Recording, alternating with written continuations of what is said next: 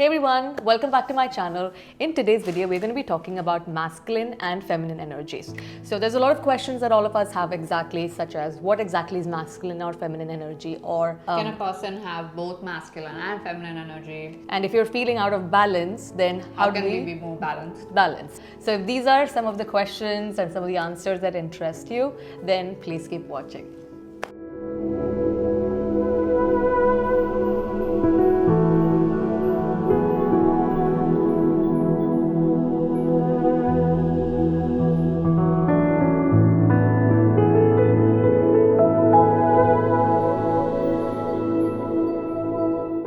So we are going to be having some snacks while we talk about it. It's going to be more relaxed. We thought we would, anyway, this is something that both of us wanted to do for quite some while. You wanted to introduce them who this is? This is a little one, but of late I've been calling her Chabu because she's so small and so Chabu. Come here, Chabu. Chabu likes to run. Yeah, there's one more also. There's like a whole family, cat family in this house. I have two cats. I have Smokey and Chabu. Maybe both of them will make an entrance at some point of this video, or maybe not. But so the reason why we actually even thought about doing this is because both of us wanted to do dance, and this time I decided that we're going to do bachata. Right? That's how you pronounce it, right? Bachata or twerking or some high heel, something like super sexy and super feminine. And she doesn't want to do. Even I don't want to do because why don't you want to do? I don't know. So basically, she reached out to me saying, hey, do you want to do this bachata, dance? And I'm like, yeah, I've seen, bachata. Yeah, it's fine. And then I went onto the Instagram of the company. Yeah, it's called Fame Dance. Yeah. You can follow me on Instagram, and then I'll tag you which dance thing it is. It is in Marina, I think. Yeah. Anyway, I had a look. It was too sexy, too feminine for my taste. So it was a lot of this and a lot of, on the ground with your legs spread out. And, and I saw that and I'm like, Tani, can we please check? This is not true. I'm like, can we do some Afro vibes or something? Yeah, something that is like more, something that's more fun, like. More masculine. More masculine, yeah. Even. I guess I've always been like, even when someone asks me like, what do you dance? And I'd be like, yeah, hip hop, and not really like, the feminine side. I like whenever I did hip hop, and they were like, there is girly hip hop, right? But whenever I did that, I always had fun, but I always felt like I was being an imposter. I was just being silly in the moment rather than really embodying and actually being feminine. So when I saw this, I was like, there's no way I'm going to be able to do this, or like, can we wait and can we do it another time, because I'm not comfortable yet being that feminine, that sexy, and then to also be that on camera, because she wanted to put it on Instagram, right? I'm like, I'm going to look like a complete idiot. I've always wanted to do sexy stuff. It's not that I've always wanted to do. I feel like my body would suit, like my style suits more of that. Because like you said, hip hop and styles like that, I feel like an imposter only. But then the reason why I didn't do something like bachata or pole dancing or all of these feminine dances, right, the belly dancing, is because you have been conditioned to think that when you do something like this, you are asking for it, or you're coming off slutty, or boys from good families will not get married to you. Right? So it's this belief that we have in our head that the more you embrace your feminine energy, then you are asking for attention, and that is just one of the ways in which they are trying to shut down your energy, like your power. Our power is in that. Even belly dancing, did you know that belly dancing was for improving fertility? Yeah, I heard about that, and I was like, oh man, they made it like this. They objectified you using that whole thing and turned it into something. Yeah, that's very like slutty and very like, for sexual viewing pleasure kind of. Yeah, they turned it around all the time. And that is something we need to address a lot, because as a woman, if you don't embrace your feminine energy, then you are in a way giving away your power to others. Because when you embrace your feminine energy, right? Let's say, I'll give you another example. When I go to work, I don't dress up. Let's say I won't wear red lipstick. or I will not dress up looking good. If I feel like I look feminine, then Yeah. I would tone it down by wearing something like a black pants or Yeah. something that is a little bit more masculine, so that I will not come off too feminine. That's actually true, because if I dress more feminine, I tend to be taken a little bit less seriously. Is what you think. We don't know if that is the case. I Right? actually have noticed that is the case. And also another thing that I've noticed is when I'm in a meeting, before, when I was masking my personality and everything, my voice is naturally low register. It's actually like this. So it's more of a very deep masculine sound than it is very feminine. So when I meet people, I naturally go very high pitched, and I try to like people please by being like, hey, how are you, and welcome to the meeting, blah blah blah, and it would be very high pitched, like to cater to the comfort of everybody else. After COVID, I started noticing that I forgot to mask. So in meetings, my voice would naturally drop its register and be like this. And then people would find me very intimidating and be a little bit more careful around me. So it's kind of funny and sad that I have to be masculine in order to be taken seriously. Not taken seriously. I think, when you said that they find it intimidating, right? Yeah. That is a good point, because when you act masculine, then actually you're losing your power. You're actually making it comfortable for someone else. But when you're dressing up feminine, so I can give you one example of mine. When I was before I used to, when I go to work, I would act masculine, which is like, hey bro, what's up, man? Yeah, dude, shut up, man, shut the fuck up. This is how I talk, okay? But then after COVID, I got to spend a lot of time with myself, and I understood masculine, feminine energy, which we will talk about in a few minutes. And I understood that the more I dress up like a female, the more I talk like a female, the more I get treated with respect. It actually intimidates the other person. It intimidates the men. So when I enter a place, like now what I do in the meetings, right? Before, what I would do, I would try to be loud. I would be the loudest. I would like, yo, no, what is that? That is not possible, yo. Like, and then now what I do is I realize that I am the queen. I'm not gonna, like before, also even the way you sit, right? You sit like this and talk is actually masculine. When I lean back and I sit and I tell them, hey, men, talk, whatever, impress me. Impress me. And then they will talk, whatever. And I speak very little. Only when it's time, when I speak, I actually get more respect. They listen to what I have to say. Then what happens is they stop talking. They stop and they all listen to me. Otherwise, I'm just one of those voices in the crowd. It doesn't make you stand out. So that's just even like you wearing a wide neck or looking nice and sexy and all of that. It actually intimidates them, right? Because for the guys, then it's like, oh, they have to probably, they will not look at the face, they'll probably look down, right? And that is not my job to control where they look. It's like up to them, and I guess. it intimidates them. So that is why they say, oh, she's so slutty or whatever, because it's hard for them. They get, like, it sheds light on the fact that we are, there's this difference. When you behave like a queen, that's when it intimidates the others who don't elevate themselves, or it sheds light on their insecurities or wherever they are not in their power. That's probably true. I guess I'm still learning in that sense about what masculine and feminine is and what it is to really embody that, because a lot of these concepts to me are still like, they're very, I don't know.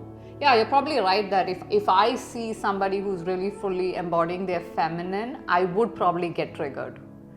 You're probably right. Like, now that I think about it, like if I see someone who's dressed up really nice at work, then I'm like, oh, then probably I have like a judgment. Yeah, you're like, oh, I look just at her noticed dressing that. up so much. Yeah. I probably have that, and that's not good, because that's like internalized. We are made to believe that it's a bad thing to be a female. Yeah, you're right. And we have been in this masculine energy world forever, which is now shifting. So from, it was what, Kali Yuga, now we are moving into what, Satya Yuga or something? I don't know the stuff. Yeah, so these are, so we are moving from the age of, you eat your thing also. Okay. So we are moving from the age of Pisces to the age of Aquarius, which is the time, Satya Yuga, which is where all the truth comes out, where people are going to be more aware of what the truth is. And that is embodying themselves more. being their authentic self and having the courage to be their authentic self. And that is also one of the reasons why I lost track of my thoughts. It's okay. Okay, so what exactly is masculine and feminine energy? Do you know? I think when we went to the breath work, Yeah. they spoke about how masculine is about doing and feminine is actually about receiving. So the masculine goes out, it takes action, and it goes out and it creates. The feminine receives to create. So in the breathwork that we did, what they were trying to show us was this Shamanic drum. And the drum, what they said was, the drum is feminine because it's round, and the gong which you hit is masculine. So the masculine goes out and does the action in order to create. The feminine receives the masculine and creates. She holds the space and just receives it. And for some people, it's not easy as well, right? Yeah. And that's how even life is created, right? It's even our organs are shaped that way, that the masculine organ goes out to create, the feminine receives and creates. So the feminine is actually more about being able to let go and receive in order to create, while the masculine is doing. But a lot of women in our era in patriarchy end up doing in order to please and in order to be like, I'm super independent, I don't need anyone, I need to please everybody but myself. And then we end up being more masculine, which is unappealing. Not only unappealing, even for the women also, it makes them feel unbalanced. So after my divorce happened, when I had to be the one doing everything, right? I had to be the one, even tiny things, there's no help. I have to go buy the groceries, pay the bills, even lifting the stroller and putting it in the car. Like, I have to lift it and put it, then I have to pull it out, then I have to take the baby from the car. There's just no help. So you're the one doing the whole thing. And at that point of time, I remember feeling very masculine and very unattractive. I just kept feeling very unattractive. And I kept telling my friends too at that time that, dude, I'm just feeling very unattractive. I don't know, I just feel like, And they were telling me that, man, but you're so feminine. Because what they're looking at is the way I dress up or how I do my hair, my makeup and all of that. And they're saying, but you're so feminine. So how are you feeling that way? And I realized at that point, there was this girl called Rashmi. She was opening franchisees after franchisees, right? And she was doing so much. She was managing the finances, opening businesses, all of that. But she was like, but I could sense this feminine energy out of her. And I asked her, dude, how are you able to feel so girly when you're doing all of these things? Because I'm doing so much of this and I was feeling so unattractive. And that's when she introduced me to what is masculine and feminine energy. So what is masculine energy? Anything where you're serving others, where you are doing these things is masculine energy. Feminine energy is where you're nurturing, where you're caring, where you're intuitive, where you know that everything is just going to work out for you. That is feminine energy. And the more I started tapping into my feminine energy, where I just stopped thinking of, okay, I have to actually sit and retire at the age of 40 because otherwise something is going to happen at 60, right? I moved from that to everything is going to work out. I'm just going to enjoy, things are going to work out. Magically, things started happening, working out with much less energy, right? I'm just enjoying and even tapping into your intuition is something, I've never had a good intuition. I could never judge somebody if they were a good or bad person. But the more I started tapping into my intuition, which is, how do you tap into your intuition? Which is you stop doing masculine things. Even this weightlifting is masculine. Lifting weights is masculine. Boxing is masculine. If you switch it up with yoga and dance, where you're moving your hips more, then again you are activating your feminine energy more. And when you keep doing that, things actually start getting more easier. And this is something you even see, something else I noticed at work, the people at managerial positions, right, the men, they were actually more feminine. Leaders are more in touch with their intuitive and empathetic side. Not bosses, but Yeah. leaders. Yeah. Like people who know how to listen and empathize and see like, oh, I see where it is, or they know how to empower their employees. They are more touched in with their feminine side, and therefore they are able to lead a group. But Men who are in touch with the feminine men side, who are right? in touch with the feminine side are excellent leaders. Yeah. Similarly, women who are in touch with both their feminine and masculine side are also excellent leaders, because the balance is where you are soft, you are empathetic, but you know where to be assertive, where to be like, no. Boundaries. Yeah, boundaries like, no, my team can take only this much, or I need my team to have better resources, better this one. So that's where you have like the empathy and the nurturing to take care and do, and at the same time protect. So they always say, men are protectors and providers, and women are nurturing. Yeah. So it's like when you embody both, then you become like a really good leader. Yeah, even now, when you look at the change that's happened, right, from us moving from Pisces to Aquarius, there is a shift in energy that you can see on Instagram. Back in the days, we would see before COVID, we were just so stuck up with masculine energy. We keep thinking we have to hustle, grind, money. And now, if you look at it, everyone's like, why do you want to hustle? The lazy girl era started because of that, right? We just don't want to do so much. If you tell a Gen Z that, we're going to pay you 20,000 dirhams, but you just have to come to work every day, they're like, fuck you, I'm not going to come. I'm going to sit at home, 10,000 dirhams, I don't care. So that shift has already happened. If you look at my workplace, there's more women at work than men. Leadership is also changing. Yeah, there are more women becoming leaders. Let me ask you a question. Are you the type that you struggle to ask for help? Like if there's something like you'd rather do it yourself, like, Yeah. I can open this bottle, and if it's really tough, like I can just ask my dad or somebody to open it, for me. But like me, I've always been like, no, I want to do everything by myself, because I need to take up as less space as possible. I need to be super over independent. So like me coming out and living here, I don't ask for help. I still struggle with asking for help. Is actually very masculine. Feminine is being able to be like, hey, you know what? Femininity, I just made this connection. Is vulnerability also. Hey, I need help. Can you help me with this? Which is funnily attractive. Because, a man feels so in his masculinity, even when he's just opening a bottle for the lady, right? He feels like, oh, yeah, I'm the man. I'll tell you what, my ex-husband, he was actually, so the thing is, my dad is very weak. Physically, he's weak. And me, physically, I'm very strong. To the point that I'm actually stronger than a lot of men around me. Okay? So if I do these arm wrestling, lifting things, I can do it better than the boys who were there in my university. And it's like, that was the thing. So then what happens is every time I have to do something hardcore, right? I just want to always be competitive and show off that I can do it.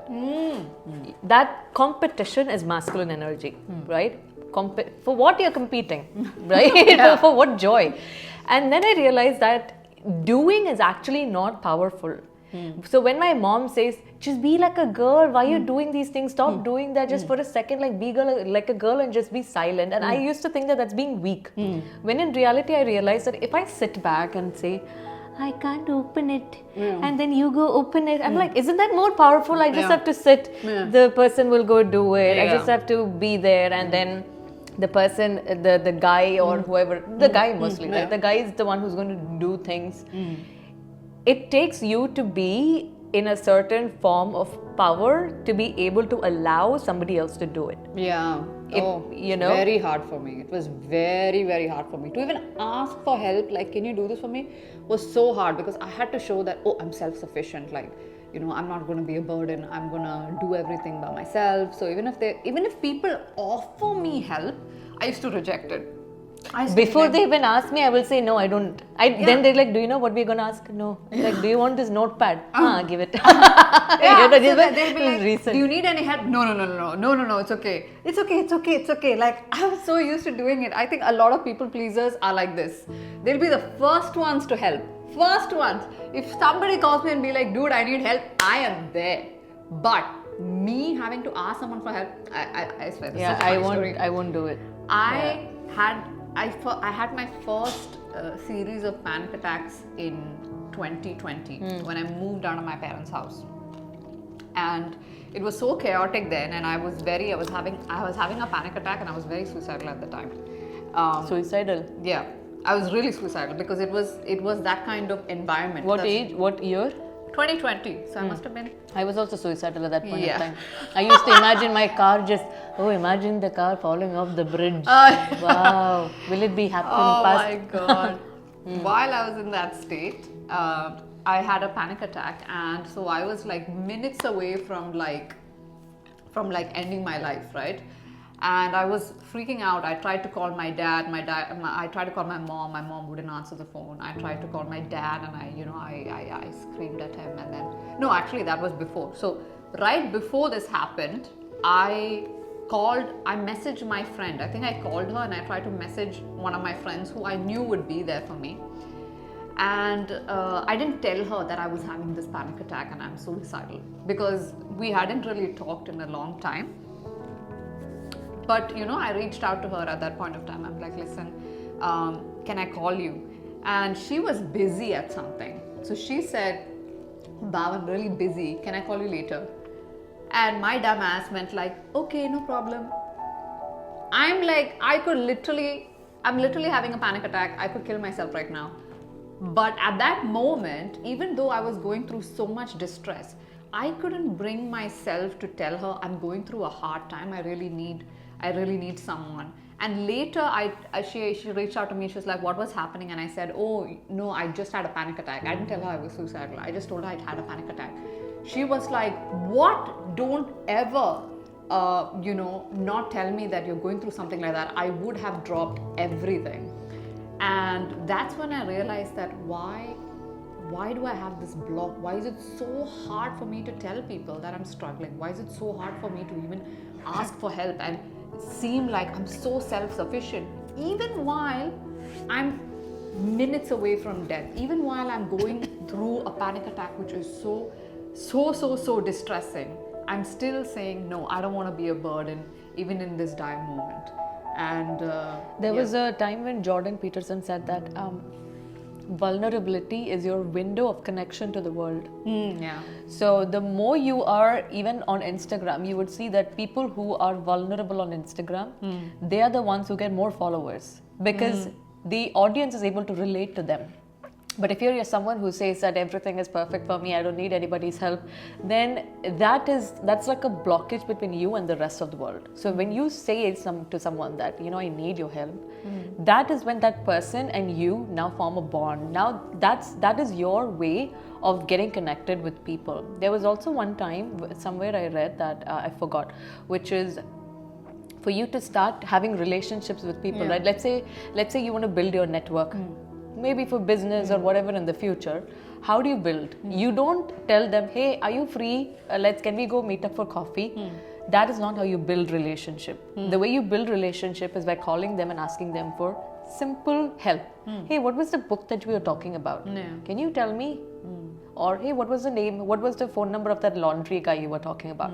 So this is all where you're asking for help. There's nothing embarrassing about asking for help. In fact, it's very good. It's good to be vulnerable because it makes you actually more powerful. Someone who says who don't need any help is actually somebody who's scared. He's scared of opening his heart to the world. So that is what is masculine and feminine energy. So if you are somebody who is feeling off balance, right? You can look up into how to cultivate feminine energy, how to cultivate masculine energy.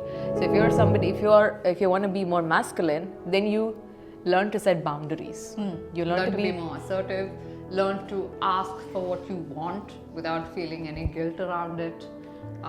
Be more, have ambitions, have goals, have think about money. Like all of these things are masculine energy, right? Money, competition, that is masculine energy. If you're someone who wants to be more feminine, and for me, I've been through this phase where I was super masculine and now I'm going into this feminine era. I stopped working out in the gym. I started doing more workouts, which includes moving my hips, which is more of, yoga, dance, Pilates, those kind of things. Then I started having more plants in the house. So you need to take care of someone. Me, I have a daughter, so I'm able to take care of her. If you're someone who doesn't have kids yet, then like what Rico is doing, she's got plants, she's got cats. So these are things like she's nurturing the house. She's taking care of her house, like it's a person. Your house has a soul as well, so that makes sense. So nurturing, then taking a step back and allowing someone else to take care of you. Receiving love. In this age, more and more people you can see are blocking their heart from receiving love. You have this wall up. We want to be independent, hyper independent. I don't want a boyfriend, I don't want a husband, I don't want a wife. Why do I need that? Yeah, I'm fine on my own. Yeah. The I'm fine on my own is really the cry of somebody who's been forced to be on their own for such a long time and not received in the right way when they actually asked for help. So then the defense mechanism becomes, I don't actually need anybody. When in fact you do. Yeah, they would be going through so much. They might be going through diseases, chronic illness, because if you are not opening your heart up and you have all of this negative energy stored in your body, that's when you get these arthritis, cancer, diabetes. These kind of things are because it's manifesting, this low vibration manifesting in your different parts of your body. I just noticed that you are sitting very feminine like this, and I am sitting I was like, man, you can't take the bro out of me. But anyway, we are going to challenge ourselves now. We're going for a dance class, which is a little bit more. I mean, today we're going for K-pop, but today we're going for K-pop. I wanted to go for twerk, and I wanted to do bachata high heels. I'm not ready for this. Yeah, but I'm gonna take it out of her. Twerk. When I thought about it only, I was like, I don't know how I'm gonna. I honestly don't know how I'm gonna do this, but yeah. So yeah, you can follow us on Instagram. Shit, my name is different now. That's okay. So my name is Lady Nirvana now on Instagram. I might keep changing my name every time. I'll just you can see it on my YouTube channel as well, and you can follow Rico on Instagram. What's your name? I'll just put it down, okay? So we'll put our names down, and you can follow our journey into discovering our feminine self and balancing both of it. Yeah. So I hope this video has been enjoyable to you. If you did, do give this video a thumbs up and also subscribe to my channel. Thank you so much for watching. We'll see you again. Thank you for watching. See you again. Bye.